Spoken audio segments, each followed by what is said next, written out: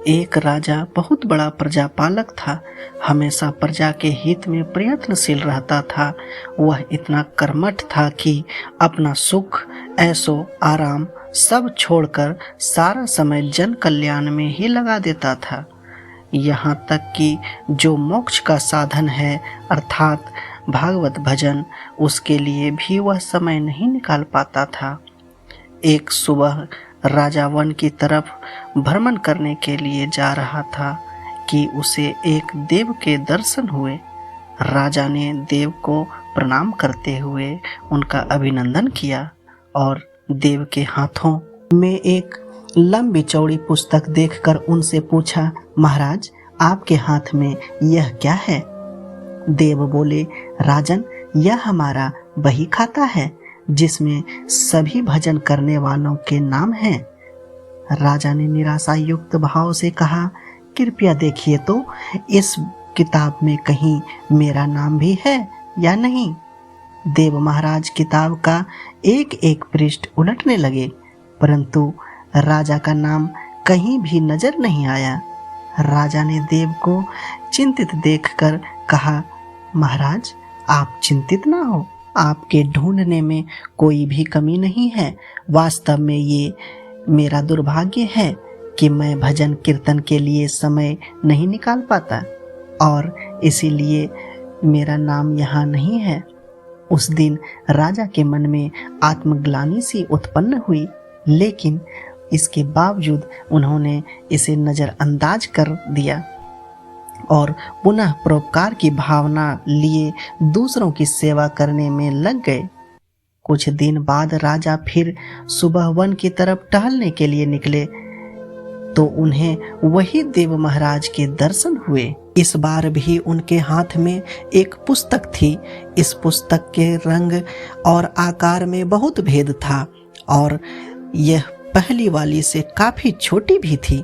राजा ने फिर उन्हें प्रणाम करते हुए पूछा, महाराज आज कौन सा बही खाता आपने हाथों में लिया हुआ है? देव ने कहा, राजन आज के बही खाते में उन लोगों का नाम लिखा है जो ईश्वर को सबसे अधिक प्रिय है। राजा ने कहा, कितने भाग्यशाली होंगे वे लोग। निश्चित ही वे दिन रात भागवत भजन में लीन रहते होंगे। क्या इस पुस्तक में कोई मेरे राज्य का भी नागरिक है? देव महाराज ने बही खाता खोला और ये क्या, पहले पन्ने पर पहला नाम राजा का ही था। राजा ने आश्चर्यचकित होकर पूछा, महाराज मेरा नाम इसमें कैसे लिखा हुआ है? मैं तो मंदिर भी कभी कभार ही जाता हूँ। देव ने कहा, राजन इसमें आश्चर्य की क्या बात है? जो लोग निष्काम होकर संसार की सेवा करते हैं, जो लोग संसार के उपकार में अपना जीवन अर्पण करते हैं, जो लोग मुक्ति का लोभ भी त्याग कर प्रभु के निर्बल संतानों की सेवा सहायता में अपना योगदान देते हैं, उन त्यागी पुरुषों का भजन भी स्वयं ईश्वर करता है। हे राजन तू मत पछता कि तू पूजा पाठ नहीं करता, लोगों की सेवा कर तू असल में भगवान की ही पूजा करता है। परोपकार और निस्वार्थ लोक सेवा किसी भी उपासना से बढ़कर है। देव ने वेदों का उदाहरण देते हुए कहा, कर्म करते हुए 100 वर्ष जीने की इच्छा करो तो कर्म बंधन में लिप्त हो जाओगे। राजन भगवान दीन दयालु हैं, उन्हें खुशामद नहीं भाती बल्कि आचरण भाता है। सच्ची भक्ति तो यही है कि परोपकार करो, दीन दुखियों का हित साधन करो। अनाथ विधवा किसान व निर्धन आज अत्याचारियों से सताए जाते हैं, इनकी यथाशक्ति सहायता करो और सेवा करो, और यही परम भक्ति है। राजा को आज देव के माध्यम से बहुत बड़ा ज्ञान मिल चुका था और अब राजा भी समझ गया कि परोपकार से बड़ा कुछ भी नहीं और जो परोपकार करते हैं वही भगवान के सबसे प्रिय होते हैं।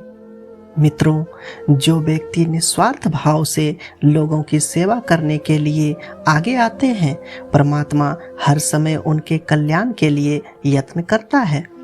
हमारे पूर्वजों ने भी कहा है, परोपकाराय पुण्याय भवति, अर्थात दूसरों के लिए जीना, दूसरों की सेवा को ही पूजा समझकर कर्म करना, परोपकार के लिए अपने जीवन को सार्थक बनाना ही सबसे बड़ा पुण्य है।